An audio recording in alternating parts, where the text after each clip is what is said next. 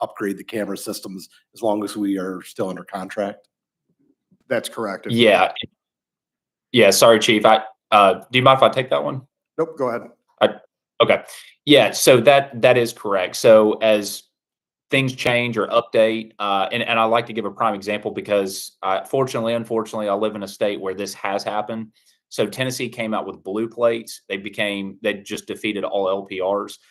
In that situation, if Ohio does the same, let's say we created our own SKU number specifically for Tennessee cameras, we would do the exact same thing in Ohio. We did that for no cost to any of our agencies. So that is something that we would update if the hardware does need updating. Now, since it is a subscription-based model, that is a great benefit to you because all software updates, upgrades, anything that the camera is becoming obsolete, we replace that, and that's all included within that $3,000 per camera per year. Thank you. That's all I have right now. Anyone else from council have any other questions? Mr. Chairwoman? Sure. Go ahead. Councilman Drake. I got a question. Roughly how high will that Falcon be placed? Just for the fact that I remember years ago, we'd have sensors on the traffic lights. And I remember the city spent numerous hours cleaning them so they were able to work properly. So I don't know, is there a major problem with them getting like dirty and foggy where they don't work? No, I've never seen it. And Tennessee is a great example because we have the mountains, we have hilly areas, and we have hot, sandy areas in Memphis. I've never seen an issue where that's become a problem. To answer your question, they're 12 feet minimum off the ground. And so I assume with engineering, that's kind of the best height. People can't jump up unless you're, LeBron James jumping up and smacking the camera. But it's out of reach. It doesn't have any issues with it. And the clarity of our pictures have been fantastic. And I cover the state of almost the whole state of Tennessee. So I've never seen any issue where it gets blurry or anything. Thank you. Thank you. Councilman Horniak. Yeah, just a quick question. So as more and more cars are equipping themselves with the Ohio Easy Pass or iPass through that, does this pick up any of that data? Does it register any of that information in, or is it strictly a photo type of thing? Because it talked about make models. Does it read anything from transponders? To my knowledge, I don't want to say. Actually, I don't want to make anything up. I'm not sure what it does. I can find an answer for that. What I know it absolutely does for a fact is we are not reading anything, which a lot of LPRs just read plates, and that's what unfortunately makes them kind of obsolete. We're just taking a snapshot image of the vehicle whenever it goes by. So that's why you can pick up, trailers. Or bicycles, if it's in the back of a vehicle, things like that. And so it's not reading anything. It's just taking that snapshot image. So as far as, that specifically with Ohio, I don't know for a fact. I can find an answer, but I don't believe it would, just based off of, what the rock foundation of our product does. Very good. Thank you. Thank you, Madam Chair. Yep. Any other questions? Okay, Chief, thank you very much for that. Do you have anything else to add before I turn it over to the fire department? No, I believe we covered everything, and thank you to Will Pepper again for making this work. I know it was a little bit hectic trying to get everything scheduled, and we appreciate his time. Yes, thank you, Mr. Pepper, for the presentation. Absolutely. And thank you, council, again for your time. Okay, right now I'm going to turn it over to Chief O'Brien, and he's going to give the update for the fire department. Chief.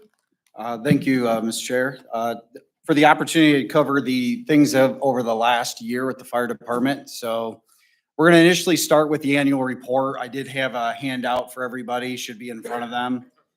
The annual report's in there, and then we will cover just a couple highlights of what we're looking for in 2025. With the lieutenant job description and also the apparatus plan that we had talked about during the budget time, that will be begin executing that budget plan as we move forward. So we'll start going to page number 3 right here, Cassie. So I just want to touch a little bit about some of the highlights from 2024. And it starts with the big things that I'm calling out is the EMS reform. If we all recall, back in the summertime, we had the EMS reform where the Lucas County Life Squad essentially went away. And we now provide our own ALS from our own stations. In addition to that, with that change, that allowed us to be able to provide staffing of at least a medic unit up at Station 42. And when we get into the statistics a little bit, I'll be able to describe, what those benefits are as we were able to see the true benefits of making that change. And then the last, another highlight that we had in 24 was we were able to bring a combination of part-time and full-time, but we did onboard 11 new employees at the fire department as well. The next page is the mission, vision, and core values. And then we have our org chart, and we'll move down to the incident statistics page. As you can see at the top of the page, it does show that we did 3,919 calls for service in 2024. And in that amount of calls for service is an increase of an 11% compared to 2024. So the crews were busy throughout 24, still have the same percentage as far as the call volume goes in the relationship of calls, which would be 80% EMS and 20% fire is how that breaks down. One of the changes, Mondays is our busiest day, and that did change from compared to last year. Last year was Fridays was our busiest day. And but it did stay the same as being the afternoon was still the time frame essentially is when we see the most run volume.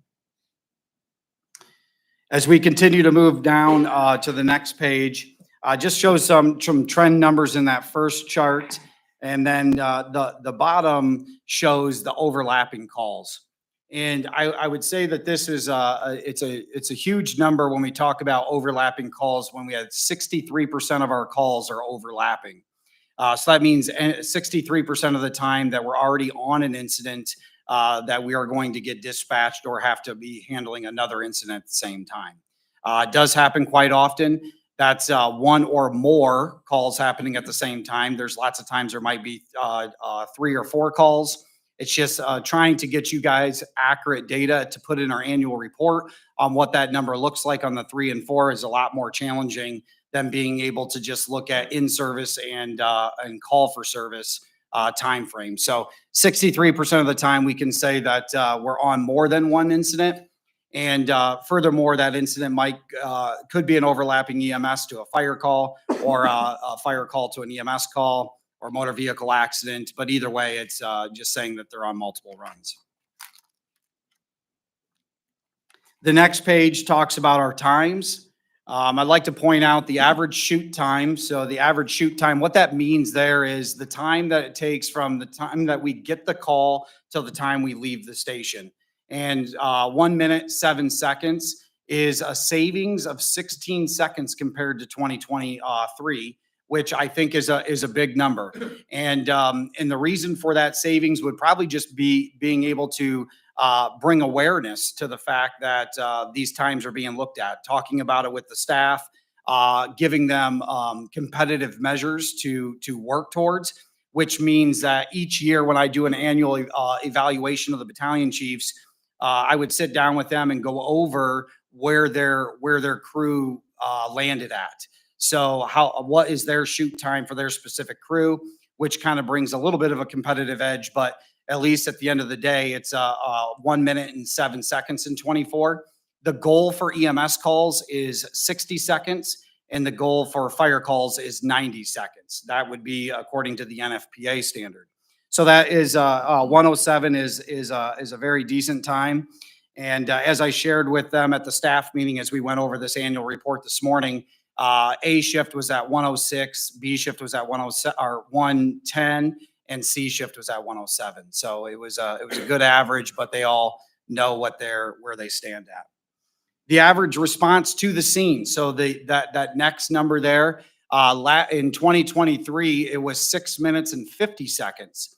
And as you can see that it's 6 minutes and 11 seconds, which is a drastic decrease in the amount of time it takes us from the time that the call comes in till the time that we actually arrive on scene. So that 39-second reduction, primarily, I believe, is because of the staffing at Station 42.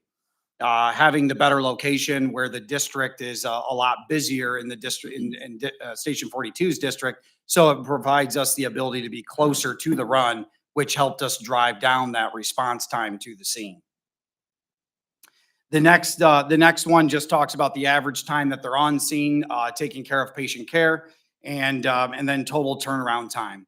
Total turnaround time is also an important measure that we look at, because that means that at the time that we get initially dispatched for a call, that we expect that it takes about 41 minutes before our crew is back in service. So that 63% of the time, or that overlapping call, is stating that the 63% of the time we're having another run, which is why they're, in that delayed time.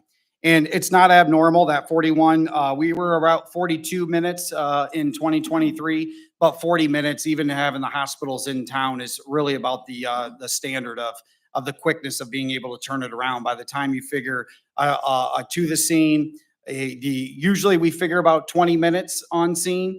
In this case, they're a little bit quicker there. And then you have the transport to the hospital, and then the replacement to get back in service after you deliver that patient to the hospital. We show 35 cardiac arrest, and if a ROSC on the other side, on the right side, that means return of spontaneous combustion circulation. So what that means is that we got a pulse back. So 31% of the time we were able to get a pulse back. That does not mean that every patient that we get a pulse back is able to walk and say hi to us. It just means that we were able to deliver a patient to hopefully have the better standard of care as they move forward in the hospital, and then there might be some further outcomes. I do have a short story at the end to be able to share with you about one of those positive outcomes. Fire property loss, we seen 1% over the course of the year. Though that number is derived out of all of our 100 series calls, which means any of our building fires, structure fires, or any sort of fire that has some content loss in buildings. The next page is our financial overview. And what you're seeing here is our general fund and our 235 fund in the pie graphs. The general fund, we show that 84.6% of the general fund is in the fire department is used up by personnel, and 15.4% of the general fund is used towards operations. The 235 fund that you see on the right-hand side, that is the EMS billing revenue that comes into the 235. And then the EMS billing revenue then takes care of capital equipment and billing fees, and then also our bond payment for Station 41. As you can see, we have had an increase in the budget over the course of the last 3 years, and that would be directly related to the onboarding of additional staffing. But I will say that in 2024, I did confirm with Nick that we were able to accomplish a lot in 24 and still remain under budget. It was close, but we did end the year about $10,000 under budget. The next, we'll move on to the Fire Prevention Bureau. This bureau is ran by Assistant Chief Mark Mullins. Between Assistant Chief Mark Mullins and his two civilian inspectors, which is Paul Buer and Tyler Wepler, they've had a great 2024. That increase of the inspections and the plan reviews and the public education that this bureau has done a phenomenal job. If we look back in 2021, there was only about 54 inspections completed in the city. And in compared to 2024, there was 932 inspections completed. The benefit about the fire inspections is simply just being able to get out there and make contact with all of our local and commercial businesses, but also ensuring that we're providing good fire prevention and education to all them as well, but to be a good stewards and partnerships with them. In addition to the inspections, we do have the plan reviews. So as you see a lot of the economic development things that come through behind the scenes, all of those site plans for all the things that happen do come to the fire department. Those are reviewed by the fire department, and the things that we review upon is, you know, making sure that there's good access to the locations, making sure that the hydrants are going to be in the proper areas, making sure that it meets the fire code as it's drawn and what that site shows. So there is there's some review process that goes back and forth there. But Paul and Tyler and Chief Mullins and the team, they do really do a good job with this transition from having the inspections being where they were being done by the crews. Is the reason why we've transitioned from that is when the crews are doing essentially 10 runs a day, following up with these local businesses or trying to make a scheduled appointment is just nearly impossible. And so that we've been able to see a better fit of communication to the local businesses and anybody to answer their questions that they might have. We'll scoot down to the ISO rating. The ISO rating, we were reevaluated in 2024. We had an ISO rating of a 3 prior to that, and we do remain with an ISO rating of a 3 as well. That ISO rating does directly impact insurance rates for our local commercial businesses and even homeowners in our area. What we're striving to in the ISO has done evaluations usually every 10 years. They are trying to speed that up to do it every 5 years. But a couple things that we're trying to strive for is to get an ISO rating of a 2. It'll take a little bit of work, but what that's going to entail is simply, the increase in staffing will drastically help because they look at the amount of staffing that you have available for the fire calls. And then I know Paul Buer and the team have been working a lot with the water department and the way that the hydrant system is and those sorts of things and having the data for when these reviews come. So that ISO rating is comprised of 10% of the emergency communications, 50% of the fire department operations, 40% of the water supply, and then there's an opportunity that they added just a few years ago for some bonus with the community risk reduction, which is what the Fire Prevention Bureau has been working or going to be working on coming in 2025 of having a more encompassing community risk reduction plan. Just gives an explanation of what fire inspections are because as again, this annual report will be a public document and we hope to be able to just provide information to be better about telling our story to the entire community of the individuals of what they've been doing. Highlight some of the public education events that we attended or were a part of. And then the next page would be the training document. The training division is ran by Battalion Chief Jason Wells, and we did have a good 2024 year in the training division. We completed 456 classes of training, and that was equivalent to 4,052 man hours of training.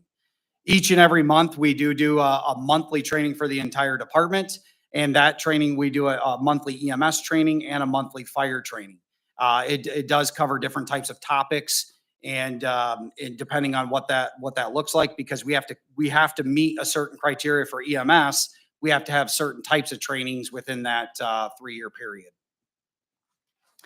They also do additional shift trainings and what the next couple pictures are after that, the company officer boot camp. What you're seeing there is, as you're going to see next week, that we'll present the lieutenant job description.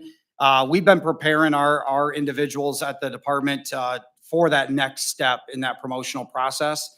And this company officer boot camp, if you will, we conducted in the second week of December. We went over each one of the battalion chiefs and myself and Mark each had a day that we filled with all sorts of different things to prepare them to be a lieutenant in the department. They still will have a rigorous testing process and to be able to, essentially see that promotion through. But we were able to leave them with what they're working on now, which we call the Can-Do book, which is essentially a probationary book, but it just means career advancements, notes, directions, overview. So a lot of those individuals are working through all those essentially JPRs, if you will, on learning how to be an officer in the Oregon Fire Rescue Department. The next page would be, this is 3 of our individuals that completed paramedic school. Antonio Salinas, Jacob Brands, and Blake Mullins all completed paramedic school in 2024. Very exciting times for those individuals, as paramedic school takes a lot out of you during the time that you are attending it. So with all the clinicals and things, we just definitely wanted to make sure we show some highlight to those individuals. Next, we have our communications and support services that's ran by Battalion Chief Andy Laurel.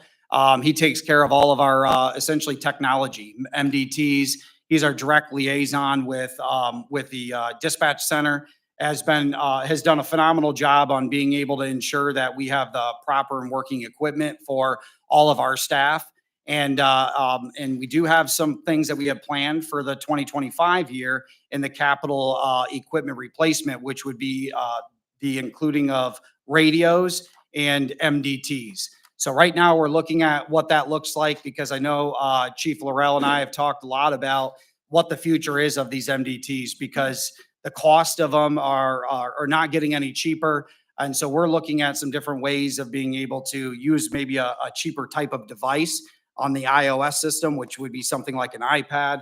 That would be a lot cheaper than a Toughbook computer. But still to come. That's still a project that we'll be working on in 2025.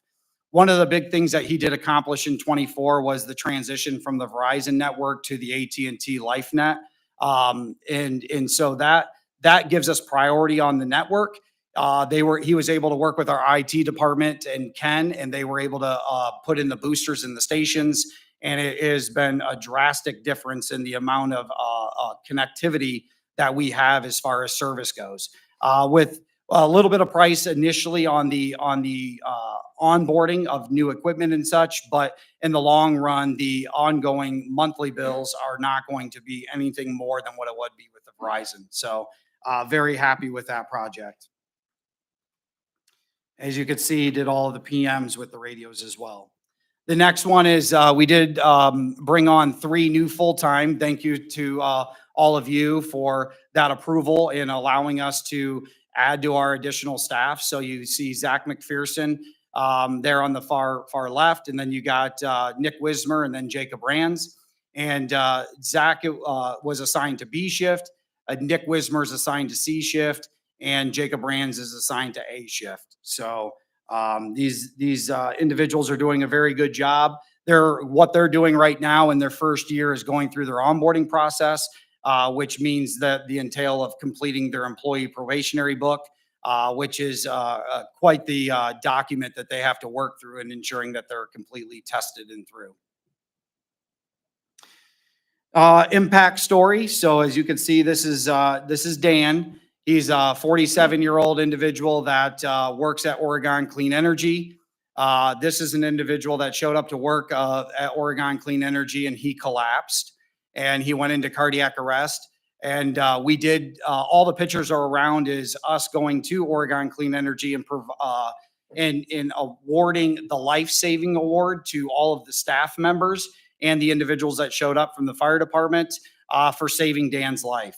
So it was because of the quick response of the Oregon Clean Energy personnel that they applied to AED, they did CPR, and they contacted 911 in a very quick fashion, which really truly led to the savings of Dan. So very grateful for that. We were able to meet Dan, and that was just from the day that we went over there. So just really wanted to show that, to highlight that our local businesses are doing a phenomenal job on, the training with the AEDs and the CPR, and reaching out to our team as well. And that's where our public education with Tyler Wepler and Paul and Chief Mullins will go over and provide that training for the local businesses too.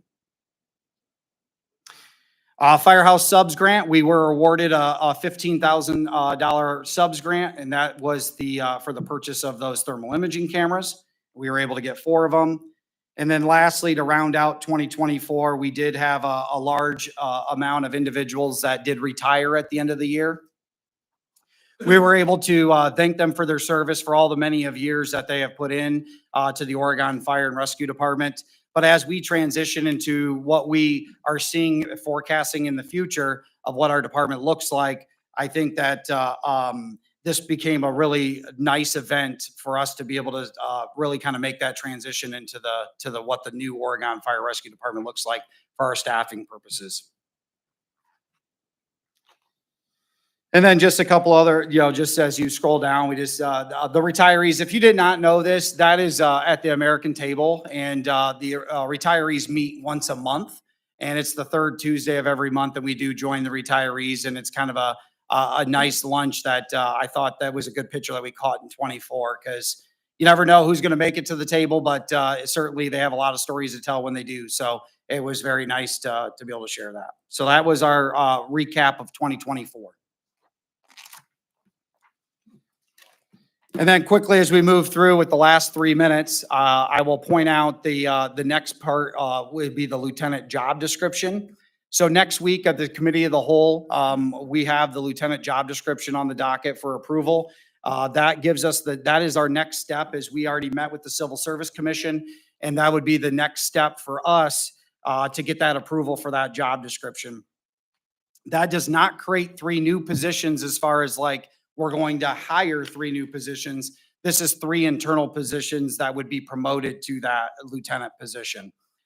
In that lieutenant position, then they would essentially, we would promote 3 lieutenants in 2025 and then 3 lieutenants in 2026. That would give us a total of 6 lieutenants. And that would be because we would have a lieutenant on the truck in the future, or Station 42, and we would have a lieutenant at Station 41 on the engine. Those individuals would just help us in the with a span of control and being able to break down our chain of command a little bit further. So that's what that is. We did already we did already work through the lieutenant position in the union contract, in the full-time union contract in 2024 as well. And then lastly, and the reason why we did leave that on for the committee to hold, that way, if there is any questions, we can certainly take them and address them at that time, or between now and then. And then the last thing that we also have on the for tonight would be the apparatus replacement or reduction plan. We talked a lot about that during the time of the budget time. So we do have some apparatus that will be replaced in 2025. And those apparatus include 2 of our older engines, a 96 and a 97, the big tower ladder truck, and a brush truck. And then we do have the replacement of 2 medic units, which we have on order. We're expecting that are coming this year. And then 2 support vehicles, and then our water rescue, which is our boat that we talked a lot about in 2024 as well. So if there's any questions on any of the apparatus replacement, the reason why we're in the ability to, as we talked in the budget time, give us the ability to reduce our fleet helps us in a couple ways. One, financially, as we kind of figure $10,000 per year per truck, but also the reimagined the way that we deploy our crew, but also deploy our trucks. So essentially, Station 41 will be left with the 3 medic units and the engine. Station 42 will be a truck and an engine, and Station 43 will be an engine and a medic unit. So that will, and there'll be more on, we do have a few ordinances that'll come next week at the committee of the whole for more discussion as well, which will include the boat and the 2 support vehicles. And if we have any other questions, we can handle them from there. Thank you, Chief. Yep. Since we're running into the regular council meeting time, are there any pertinent questions right now? We're all set? Okay, if that's all that we have to present, I seek a motion to adjourn. I got a movement from Mr. Wallenczak, Second. second by Mr. Salander. Thank you. Meeting adjourned.